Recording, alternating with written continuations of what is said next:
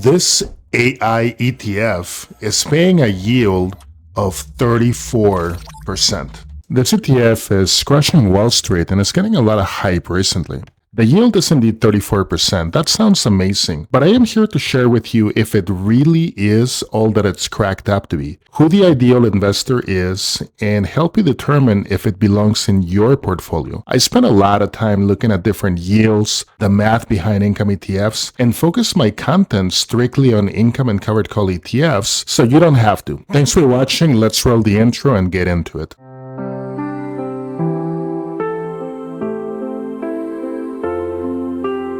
AIPI was launched in 2024, so we've got real performance data to work with, not just a promise. As of June 4th, the yield was over 34%. Now, by June 30th, according to their site, it had climbed to over 35%. It pays weekly, by the way. They changed that in May of this year. Expense ratio is 0.65%. And in terms of assets under management, which I always check, it's sitting on over 366 million. On paper, everything checks out. I also ran a backtest against the S&P 500, and what I found might actually surprise you. More on that in a second. Going to the major companies that are held by the ETF. First, we're going to start off with CrowdStrike Holdings at 9.5%. And this is an AI-powered cybersecurity company. NVIDIA, of course, we all know this company. Palantir Technologies is AI software.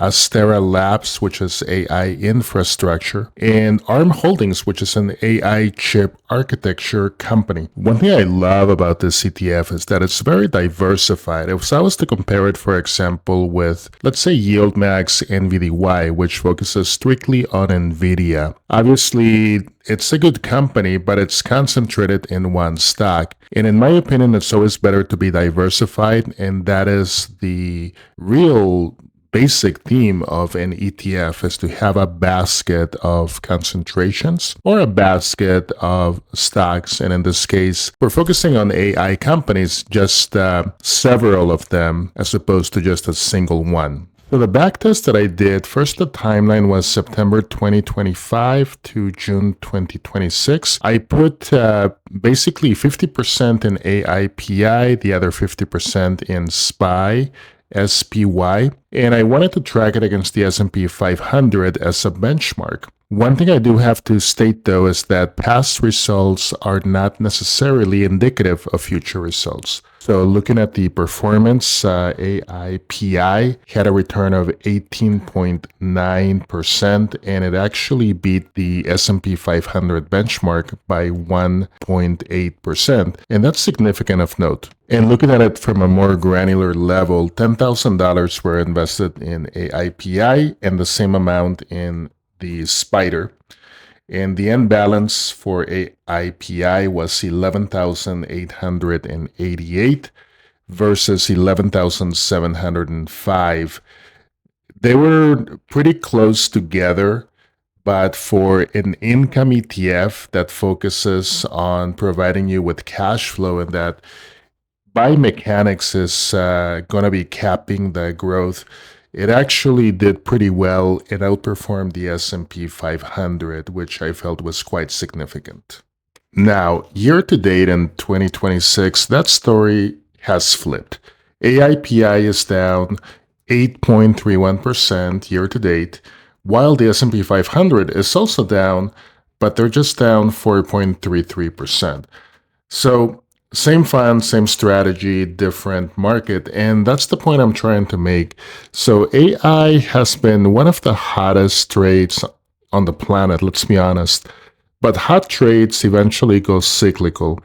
They do go through drawdowns like anything else. So my take here is cautiously optimistic. The yield is real. The yield is really good. The history thus far is good.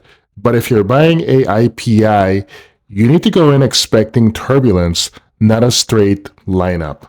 On a future video, I'm going to be talking about a couple of new, pretty novel ETFs that provide income and provide structure that haven't been covered before, at least as far as I know. So if that's of interest to you, please hit the like and subscribe button, as I'm going to be putting that out shortly. And having said this, I recently put out a video on the different types of income ETFs, covered call ETFs, and the link to that video is here. Make sure to take a look at it.